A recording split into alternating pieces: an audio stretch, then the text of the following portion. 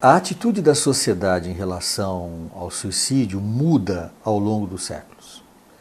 E é interessante a gente pensar nisso e nos informarmos sobre isso, porque essas atitudes elas não ficam guardadas lá atrás no passado, elas ainda estão dentro da gente.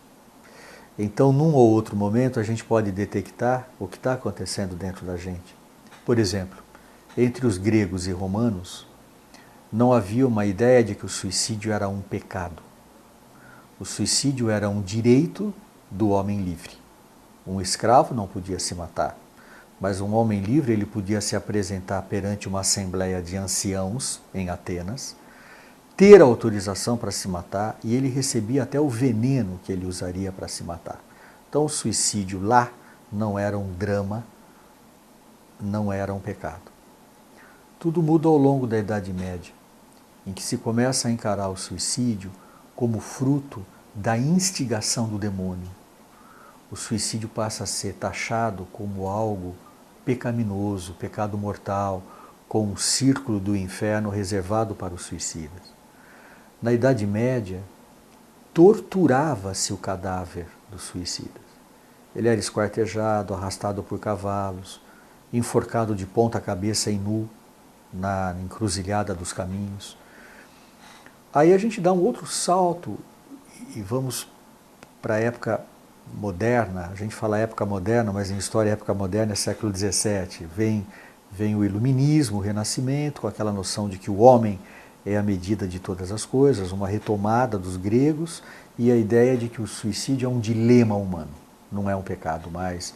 A visão do pecado não é mais a única a ser considerada. E aparecem os primeiros tratados científicos que tentam compreender o suicídio. Um desses tratados é o mais famoso na história da depressão, ele se chama Anatomia da Melancolia. É um tratado enorme, 4 volumes, muitas páginas de conhecimento acumulado. Há já uma tradução esgotada para o português, feita pela Universidade Federal do Paraná, Anatomia da Melancolia. O autor é Robert Burton. E de um livro tão grande, eu destaco uma frase dele nas minhas palestras, que é: se há inferno nesse mundo, ele se encontra no coração do homem melancólico. Quer dizer, essa noção de que há inferno, há, mas o inferno está dentro da gente, principalmente quando a gente sofre de um mal como a melancolia, que é a forma antiga de se chamar depressão. Na Grécia se chamava depressão de melancolia. Até hoje a gente fala em melancolia. Então, assim, essa frase chama a atenção por essa mudança de visão de mundo. Não era mais o inferno do demônio, da perdição e da expiação de um pecado mortal.